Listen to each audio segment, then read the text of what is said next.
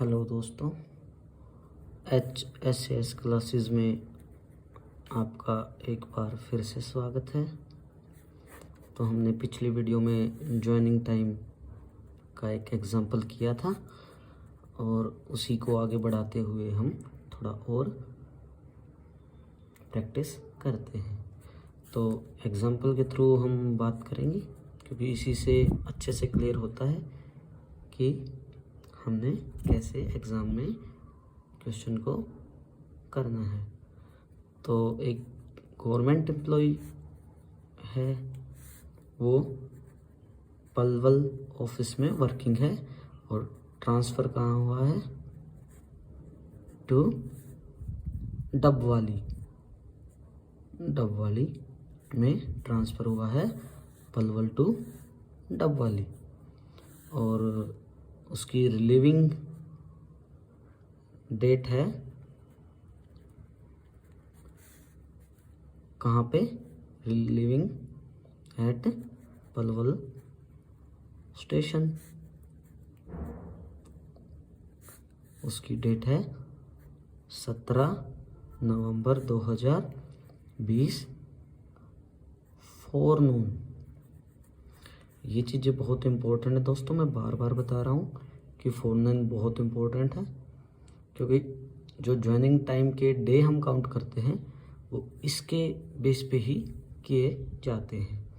और कैलेंडर में हमने देखा डे कौन सा है, ट्यूसडे। तो 17 नवंबर 2020 को फोरनून में वो ट्यूसडे में रिलीव हुआ है। तो इसमें हम दो केस करेंगे दोस्तों। एक तो सिंपल कि वो कब ज्वाइन करेगा, केस 1 में कि वो कब ज्वाइन करेगा, और केस 2 में करेंगे हम अगर, इसमें मैं बता देता हूँ आपको कि उसने 15 दिन की अर्नड लीव अप्लाई कर दी डबवाली बिफोर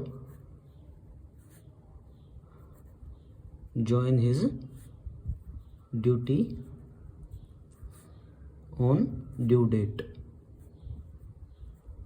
कहने का मतलब है ड्यू डेट, जो उसकी ज्वाइनिंग का ड्यू डेट था उससे पहले ही उसने 15 दिन की अर्न लीव अप्लाई कर दी और वो सैंक्शन भी हो गई।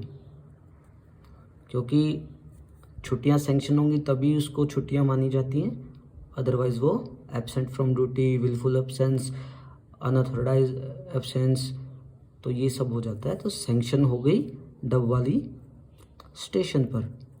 ठीक है दोस्तों, तो ये इम्पोर्टेंट है, तो इसको हम करते हैं।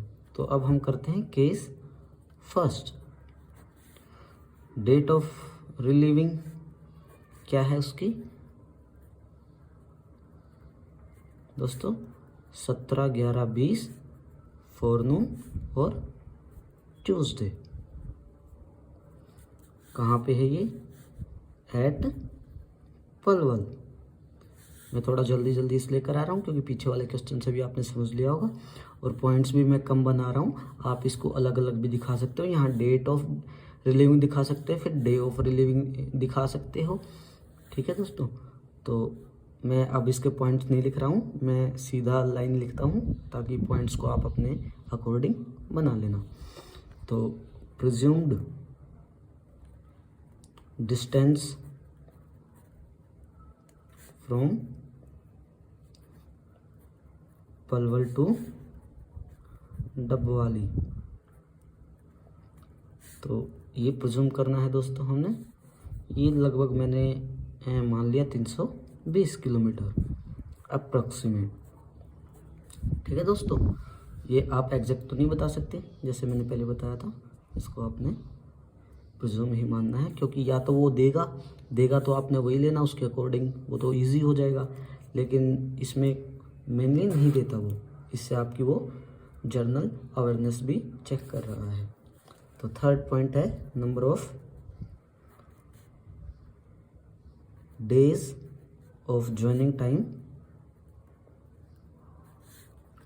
एडमिसिबल।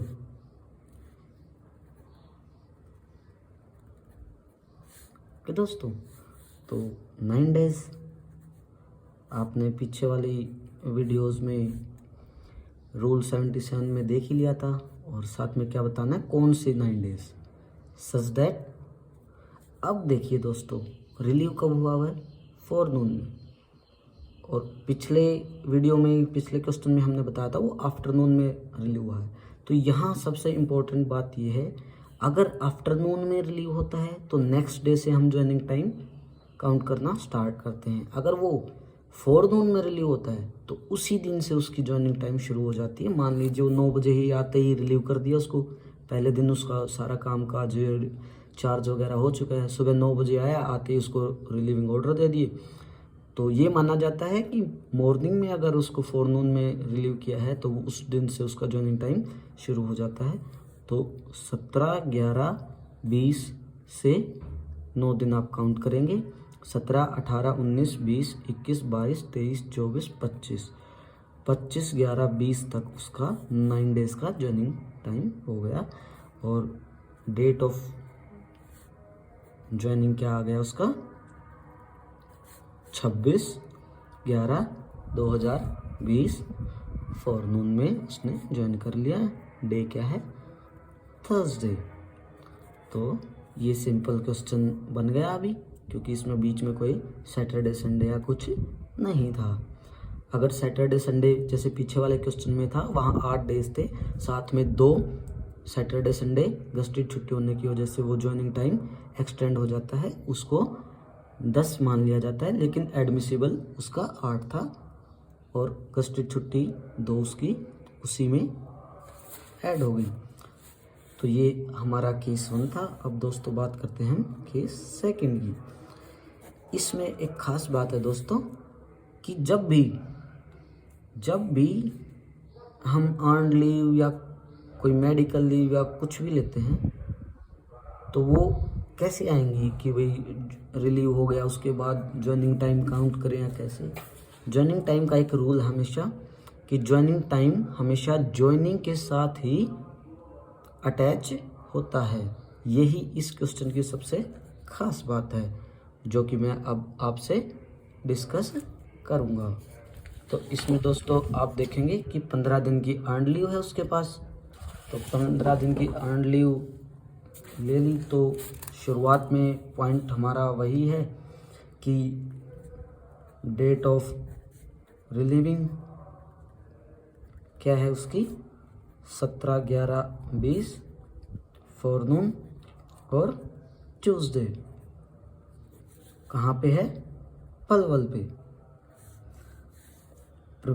सेकंड पॉइंट क्या है, प्रिज्यूम्ड डिस्टेंस, और वही पलवल टू डबवाली, ये सब आप ऊपर से देख सकते हैं। तो number of days of joining time क्या हो गए हमारे एडमिसिबल, वही सब 9 डेज। ठीक है, अब यहाँ पे हमने 9 डेज कौन से लेने हैं, ये सबसे इम्पोर्टेंट बात है। और हमने 15 दिन की उसको अर्न लीव भी सैंक्शन की है। तो ज्वाइनिंग टाइम हमेशा ज्वाइनिंग डे के साथ अटैच होता है, कि जिस दिन वो ज्वाइन करेगा उससे जस्ट पहले जो 9 दिन पड़ते हैं वो उसके ज्वाइनिंग टाइम काउंट होंगे। तो कहने का मतलब है, जब वो रिलीव है उसके बाद उसकी छुट्टियां शुरू हो जाएंगी, तो 15 दिन शुरू कर देंगे। ठीक है, तो 17 से ही, क्योंकि फोरनून में ही रिलीव हुआ है, जैसे ज्वाइनिंग टाइम में हमने करा, तो 17 से ही उसका अर्नड लीव जो हैं वो सैंक्शन हुई हैं। वो कैसे काउंट करेंगे हम, अर्नड लीव सैंक्शन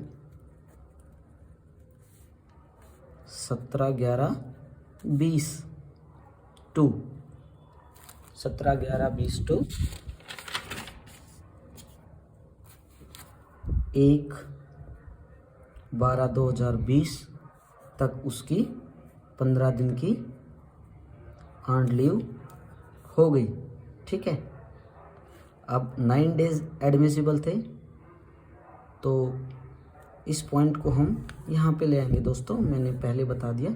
अब 9 डेज़ एडमिसिबल है, हम इस पॉइंट को यहाँ ले आएंगे। तो 9 डेज़ सच दैट कौन से होंगे अब हमारे 1 तारीख तक तो वो अर्न लीव पे था, तो 2 तारीख से 2/12/20 टू 9 डेज़ हमारे बनते हैं 10/12/2020 तक, ये हमारा जॉइनिंग टाइम हो जाएगा। तो उसकी डेट ऑफ जॉइनिंग क्या होएगी दोस्तों? डेट ऑफ जॉइनिंग हो जाएगी 11 दिसंबर 2020 फोरनून को उसकी जॉइनिंग हो जाएगी, और डे क्या पड़ता है? फ्राइडे। तो दोस्तों आपने छुट्टी के रिगार्डिंग भी और फोरनून में रिलीविंग होता है वो भी समझ लिया इस क्वेश्चन में। आफ्टरनून में रिलीविंग होता है और सैटरडे संडे पड़ता है, तो कैसे होगा वो भी आपने समझ लिया दोस्तों। मुझे उम्मीद है आपको जॉइनिंग टाइम के रिगार्डिंग अच्छी क्लैरिटी आई होगी। तो कृपया अगर कोई आपकी क्वेरी है तो कमेंट करें, मुझे बताएं, मैं फिर से हेल्प करूंगा आपकी। और मेरे चैनल को सब्सक्राइब, लाइक और शेयर ज़रूर करें। थैंक यू दोस्तों। नेक्स्ट वीडियो में हम एक जॉइनिंग टाइम का क्वेश्चन और करेंगे।